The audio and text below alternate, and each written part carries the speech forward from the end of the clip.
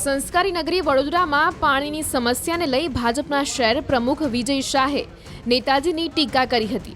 ધારાસભ્ય મનીષા વકીલના એક કાર્યક્રમમાં શહેર ભાજપ પ્રમુખે પૂર્વ વિસ્તારમાં જોવા મળતી વર્ષો જૂની પાણીની સમસ્યાને લઈ ટીકા કરી હતી। પોતાના સંબોધનમાં વિજય શાહે જણાવ્યું હતું કે મેયર અને ચેરમેન બંને પૂર્વ વિસ્તારમાંથી છે। પૂર્વ વિસ્તારની પોતાની જુદા જ પ્રકારની સમસ્યા છે। ભલે કોર્પોરેશનને લગતી સમસ્યા હોય, પરંતુ મતદાર જ્યારે મતદાન કરવા જાય છે એ મતદાર ભારતીય જનતા પાર્ટીના કમળને મત આપે છે।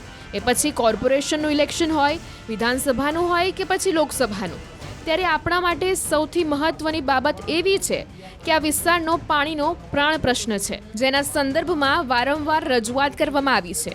ત્યારે લોકોની સમસ્યા દૂર કરવા માટે સૌએ સાથે મળીને એક ટીમ તરીકે કામ કરવું પડશે। સાથે જ તેમણે પ્રદેશ પ્રમુખ સી.આર. પાટીલને યાદ કરતા જણાવ્યું હતું કે આપણા પ્રદેશ પ્રમુખ હવે જળ સંસાધન મંત્રી બન્યા છે। તેમની વિશેષ લાગણી છે કે પાણીના પ્રશ્નનો ઉકેલ લાવવો જરૂરી છે, ત્યારે આપણે પ્રોએક્ટિવ બનીને કામ કરવું જોઈએ। જો કે શહેર ભાજપ પ્રમુખના નિવેદન બાદ વડોદરા ભાજપમાં અનેક ચર્ચાઓ શરૂ થઈ હતી।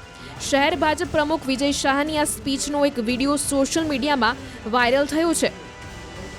મેયરશ્રી પણ પૂર્વ વિસ્તારમાંથી છે, ચેરમેનશ્રી પણ પૂર્વ વિસ્તારમાંથી છે, પૂર્વમાં પણ ચેરમેન આ જ વિસ્તારમાંથી આવ્યા છે અને આ વિસ્તારની પોતાની એક જુદા જ પ્રકારની સમસ્યા હોય, ભલે કોર્પોરેશનને લગતી સમસ્યા હોય, પરંતુ જ્યારે મતદાન કરવા માટે મતદાર જાય છે ત્યારે એ મતદાર તો ભારતીય જનતા પાર્ટીના કમળને મત આપે છે। પછી એ કોર્પોરેશનનું ઇલેક્શન હોય, એ વિધાનસભાનું ઇલેક્શન હોય કે લોકસભાનું ઇલેક્શન, ત્યારે આપણા માટે સૌથી મહત્વની બાબત એવી છે કે આ વિસ્તારનો સૌથી પ્રાણ પ્રશ્ન એટલે પાણી, અને પાણીના પ્રશ્નના સંદર્ભમાં વારંવાર રજૂઆતો થતી રહી છે।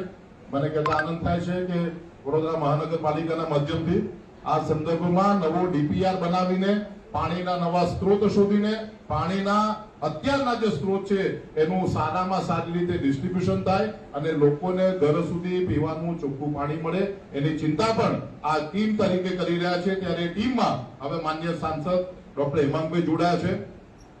ગુજરાતનું ગૌરવ કહેવાય એવા અમારા સૌના માર્ગદર્શક માન્ય પ્રદેશના અધ્યક્ષ પાટીલ સાહેબ જ્યારે સમગ્ર દેશના જળ સંપત્તિ વિભાગના જ્યારે મંત્રીશ્રી બન્યા હોય ત્યારે વડોદરા માટે એમની વિશેષ લાગણી છે અને માટે આ મંચ ઉપરથી હું કહેવા માંગુ છું કે સાહેબે પણ એવી લાગણી વ્યક્ત કરી છે કે વડોદરામાં જે પાણીનો પ્રશ્ન છે આ સમગ્ર ટીમના માધ્યમથી આ પ્રશ્નનું આપણે કોઈને કોઈ રીતે સોલ્યુશન કરવું જોઈએ। સૌ બેઠેલા મુખ્ય લોકો આજે અહીંયા હાજર છે ત્યારે મહાનગરપાલિકાને પણ એવી વિનંતી છે કે એના સંદર્ભમાં પ્રોએક્ટિવ થઈને આપણા કામનો નિકાલ કરવો જોઈએ।